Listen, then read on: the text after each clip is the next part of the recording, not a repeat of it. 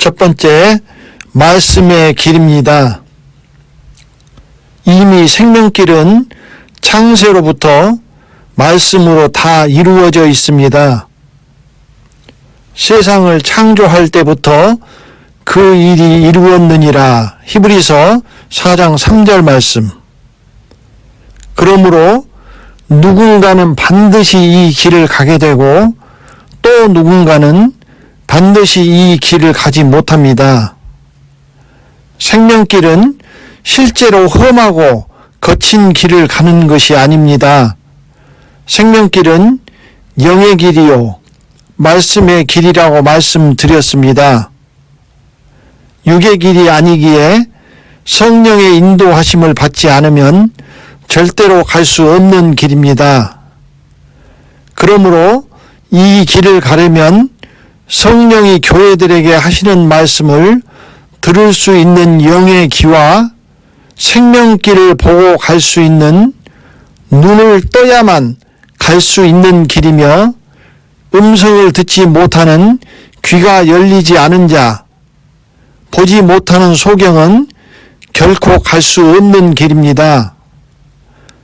지금까지 이 동영상을 따라온 사람은 성령이 교회들에게 하시는 말씀을 듣고 인도함을 받아온 것입니다. 예수께서 대답하여 가라사대 바요나 시모나 내가 복이 있도다. 이를 내게 알게 하니는 혈육이 아니요 하늘에 계신 내 아버지시니라. 마태복음 16장 17절 말씀. 그러므로 생명길을 가는 것은 다른 것이 아닙니다. 생명길을 간다는 것은 이미 이루어진 그 말씀을 내가 듣고 보고 받아들일 수 있느냐 없느냐 하는 것일 뿐입니다. 이미 이루어진 영이요 생명인 말씀을 받아들이는 대로 나의 영원한 영이요 생명이 이루어져 가는 것입니다. 살리는 것은 영이니 육은 무익하니라. 내가 너희에게 이른 말이 영이요 생명이라. 요한복음 6장 63절 말씀. 생명길은 생명길만 나타나는 것이 아닙니다.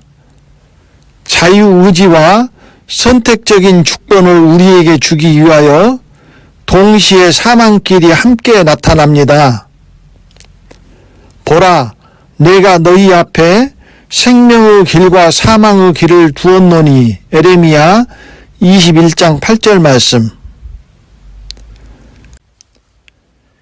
에덴에 생명나무와 죽음의 나무가 함께 있었고 이스라엘에 생명의 무교병과 죽음의 유교병이 있었고 지금의 교회 안에 곡식과 가라지가 있고 괴약하고 악독한 누룩과 순전함과 진실함의 누룩 없는 떡이 있는 것처럼 항상 생명과 사망이 우리 앞에 함께 있었던 것입니다.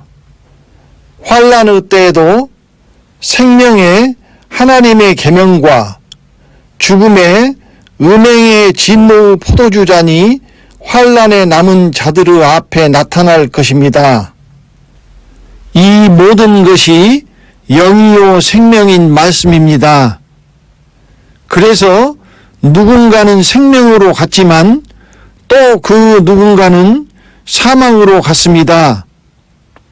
그러므로 그 시대에 나타난 생명길을 가지 못한다는 것은 사망길을 가는 것을 의미합니다. 이제는 보지 못하는 소경은 반드시 사망길로 가게 됩니다. 그냥 두어라. 저희는 소경이 되어 소경을 인도하는 자로다. 만일 소경이 소경을 인도하면 둘이 다 구덩이에 빠지리라 하신대. 마태복음 15장 14절 말씀.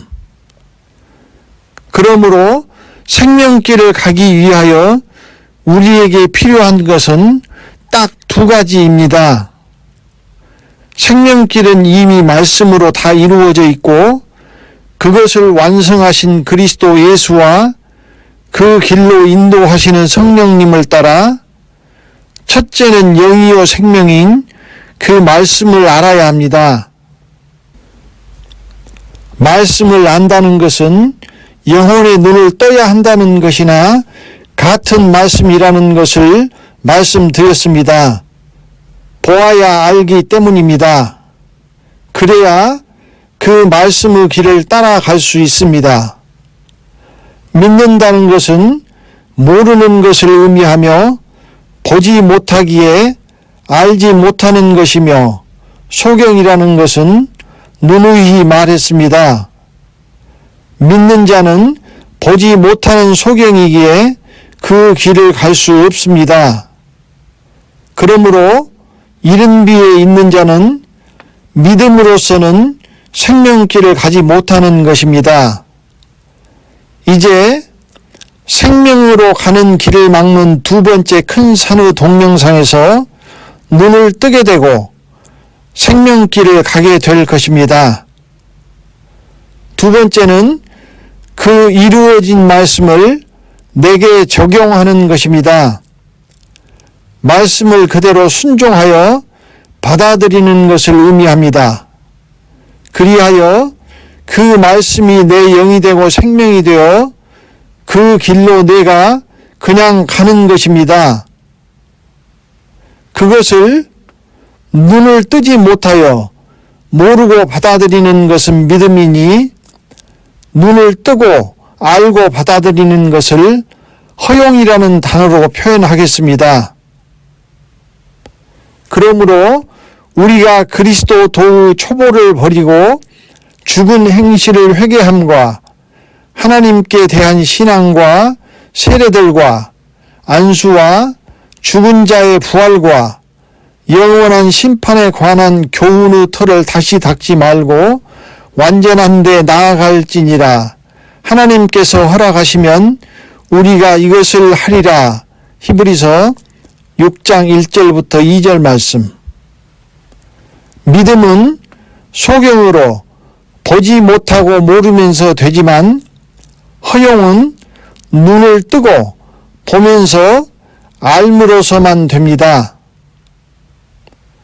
그의 신기한 능력으로 생명과 경건에 속한 모든 것을 우리에게 주셨으니 이는 자기의 영광과 덕으로서 우리를 부르신 자를 알므로 말미암음이라. 베드로후서 1장 3절 말씀.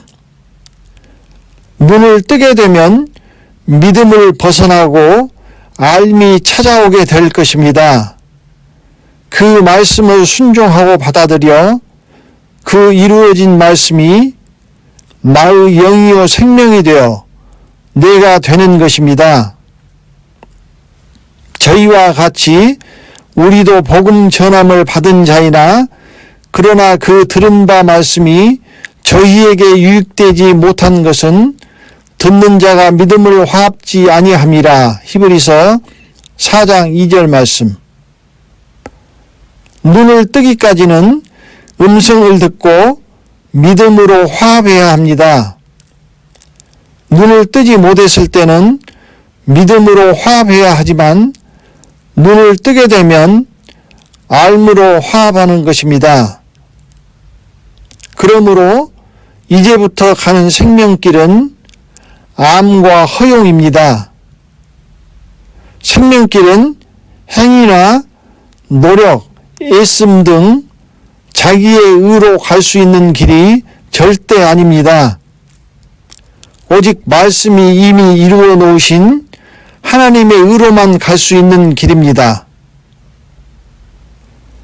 하나님이 죄를 알지도 못하신 자로 우리를 대신하여 죄를 삼으신 것은 우리로 하여금 저희 안에서 하나님의 의가 되게 하려 하심이니라. 고린도후서 5장 21절 말씀.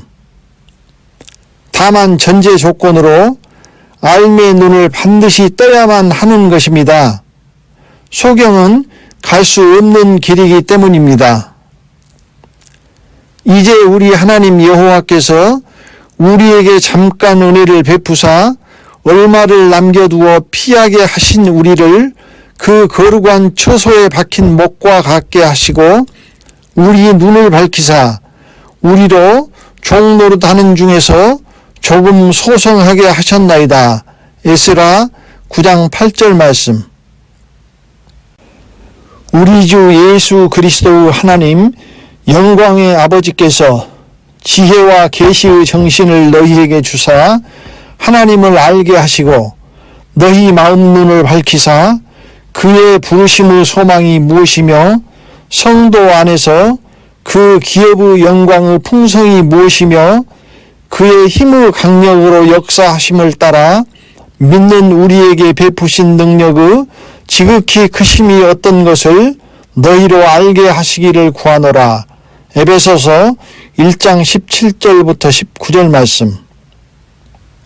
즉 그 음성을 순종하여 내 것으로 그냥 허용하고 받아들이는 것이 양이며 음성을 듣지 못하고 그것을 거부하고 순종치 않는 자가 염소가 되는 것입니다. 컴퓨터에서 어떤 프로그램을 깔기를 원하면 프로그램에서 깔기를 허락을 구합니다. 내가 그것을 허락해야만 프로그램이 깔리고 컴퓨터가 그렇게 됩니다. 그러나 모르고 무조건 허락하면 안 됩니다. 알고 허락해야 합니다. 안다는 것은 눈을 뜨는 것입니다. 눈을 떠야 보고 아는 것입니다. 저는 컴퓨터를 잘 알지 못합니다. 책을 쓴 덕에 한글 문서를 작성하는 것은 잘하지만 대부분은 컴맹 수준이며 아들에게 물어서 더듬더듬 하는 수준입니다. 2주 전에 유튜브에서 노래 하나를 내려봤다가 허용을 구하기에 평소처럼 무심결에 허용했는데 랜섬웨어가 감염되어 버려 컴퓨터를 완전히 삭제해야 했으며 이 동영상들을 만드는 많은 자료도 잃어버렸습니다. 그래서 무조건 허용하는 것은 잘못하면 그 영혼을 영영 망하게 할 수도 있는 것입니다. 알지 못하면 말씀이요 생명이신 하나님을 문을 열어 영접하지 않고 거절할 수 있으며 그리하여 사망의 길을 가는 선택을 할 수도 있고 심지어는 마귀의 자녀가 될 수도 있습니다. 그러므로 생명길을 가는 것은 이미 이루어진 말씀을 따라가면 되는데 그것은 암과 허용으로 가는 것입니다. 이것이 내 자유의지요 선택이요 주권입니다. 말씀을 알고 허용하고 받아들여 내 것으로 만드는 것은 마치 컴퓨터에 프로그램을 까는 것이나 같은 것입니다. 이미 이루어진 말씀은 영혼의 프로그램을 까는 것이나 같다고 생각하면 됩니다. 그 프로그램을 까는 대로 컴퓨터가 되는 것처럼 그 이루어진 말씀을 받아들여 허용하는 대로 내 영혼이 그렇게 되는 것입니다. 두 번째, 이름, 하나님과의 관계입니다. 성경에는 이름이 바뀌는 것이 굉장히 중요한 의미를 가지고 있습니다. 요즘처럼 마음에 안 들면 이름을 후딱 바꾸는 것과는 완전히 다릅니다. 이름이 바뀌었다는 것은 엄청난 부자가 되고 고관 대작이 되는 것 같은 그런 육적인 의미가 아닙니다. 아브람이 아브라함으로 야곱이 이스라엘로 사울이 바울로 바뀌는 것은 영적인 대변동이 있었을 때 나타나는 것입니다. 나의 영적인 것, 영혼이 완전히 바뀌었다는 것입니다. 아브라함과 이스라엘과 바울로 이름이 바뀐 것은 생명으로 들어가려면 우리가 그렇게 되어야만 한다는 것을 예표로 보여주는 것입니다. 아브라함과 이삭과 야곱은 생명길이라고 말씀드렸고, 이 생명길을 가는 도중 아브라함과 야곱의 이름이 바뀌었습니다. 하나님의 목적이 진리의 말씀으로 낳은 경건한 자손, 친자녀를 얻기 위한 것이기 때문에 성경의 모든 것은 바로 지금의 우리를 위하여 기록된 것입니다. 이와 같이 우리가 생명에 들어가려면 영적 이름이 2번 바뀌어야만 합니다. 그것은 뒤에 말씀드리도록 하겠습니다. 내가 바뀌었다는 것은 나의 영이요 생명이 바뀌었다는 것인데, 그것은 결국은 영이요 생명인 말씀이 바뀌었다는 것을 의미합니다. 가장 근본적인 것은 말씀입니다. 율법, 이른비, 늦은비, 계시록, 이것이 우리의 영적 이름이 바뀌는 말씀입니다. 말씀이 영이요 생명이기 때문에 어떤 말씀이냐에 따라서 어떤 영이 되고 생명이 되느냐가 달렸고 그 이름이 바뀌는 것입니다. 아브라함과 아브라함일 때, 야곱과 이스라엘일 때, 사울과 바울일 때 하나님과의 관계가 달라진 것을 상징합니다. 나의 영혼이 바뀌었다는 것은 하나님과 예수님과의 영적 관계가 완전히 바뀌었다는 것을 의미합니다. 내 상태에 따라 관계성이 달라지는 것입니다. 하나님과의 관계가 변화했다는 것은 하나님이 변하시는 것이 아닙니다. 하나님은 영원토록 동일하시기 때문입니다. 예수 그리스도는 어제나 오늘이나 영원토록 동일하시니라. 히브리서 13장 8절 말씀. 즉 내가 바뀌었다는 것입니다.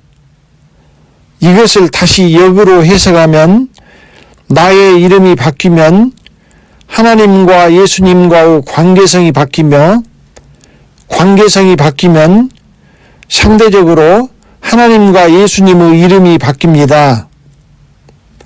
내가 종의 영을 받았을 때는 하나님이 주가 되십니다. 그리고 천국의 마당에 들어갑니다. 양자의 영을 받았을 때는 하나님이 되십니다. 그래서 천국의 성소에 들어갑니다. 아들의 영을 받으면 하나님이 아버지가 되시는 것입니다. 천국에서 지성소에 들어갑니다. 이처럼 나의 영혼이 바뀌면 하늘나라에서 나의 모든 위치가 바뀌며 그 바뀐 이름대로 그대로 받게 되는 것입니다. 태어나고 자라면서 부모 품에 있다가 대학을 졸업하고 사회에 나와 직장 생활을 하며 가정을 꾸려나가면 우리가 성장함에 따라서 부모와 사회와 국가와의 관계가 완전히 달라져 가는 것이나 똑같은 것입니다. 세 번째, 노아의 때입니다. 노아의 때에 된 것과 같이 인자의 때에도 그러하리라. 누가복음 17장 26절 말씀. 지금은 노아의 때와 같습니다. 이 글들이 많은 사람들에게는 생명이 될 것입니다. 그러나 불행하게도 또 많은 사람들에게는 노아처럼 세상을 정죄하고 의를 전파하는 글로 그칠 것입니다. 옛 세상을 용서치 아니하시고 오직 의를 전파하는 노아와 그 7 식구를 보존하시고 경건치 아니한 자들의 세상에 홍수를 내리셨으며. 베드로후서 2장 5절 말씀. 세상을 정죄하는 노아로 인해 노아의 시대를 심판하신 하나님께 홍수로 멸망한 자들이 변명, 핑계하지 못하는 것처럼 지금의 세대도 그렇게 될 것입니다. 믿음으로 노아는 아직 보지 못하는 일에 경고하심을 받아 경외함으로 방주를 예비하여 그 집을 구원하였으니 이로 말미암아 세상을 정죄하고 믿음을 쫓는 의의 후사가 되었느니라. 히브리서 11장 7절 말씀.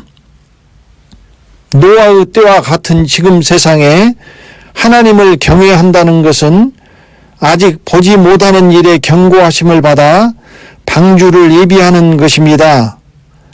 이 말씀을 거꾸로 해석하면 하나님을 경외하지 않는 자는 경고를 무시하고 방주를 예비하지 않을 것입니다.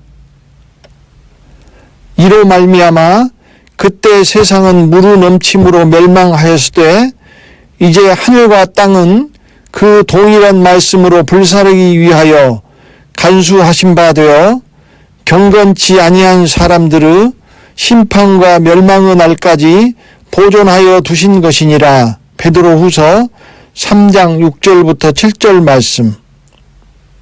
그때는 물이었지만 이제는 불로 멸망하는 것이 다른 것뿐입니다.